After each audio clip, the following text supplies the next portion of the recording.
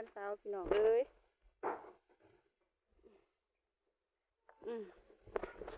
ตัดหญ้าอนามัยเฮือนพี่น้องเยี่ยมตัดหญ้าพี่น้องเอ้ย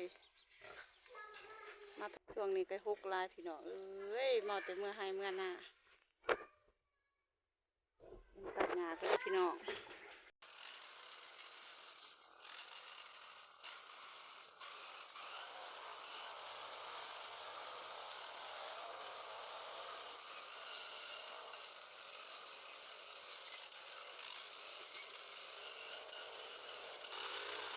หญ้าเขาก็เริ่มฮกแล้วพี่น้องเอ้ยเพราะว่าบริมีเวลาอนามัยเฮือนซ่านพี่น้อง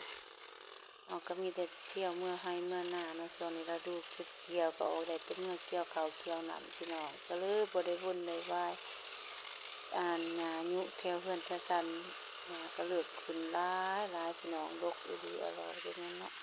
ความว่ามันงามหญ้าอยากให้เขาเด้งามคือหญ้านี่พี่น้องเอ้ยอากาศกะแดดดีมื้อนี้พี่น้องโอ้ยพอดีเลยเอาตัดหญ้าตัดหยังก็พอดีหญ้ามันก็เลยยุบไปหมดนะพี่น้องเนาะพอดีสิมันแห้งแล้วเราก็สิมาจูดมันพี่น้องอากาศมื้อนี้สิแม่นมันร้อนมันเอาแต่พี่น้องเอ้ย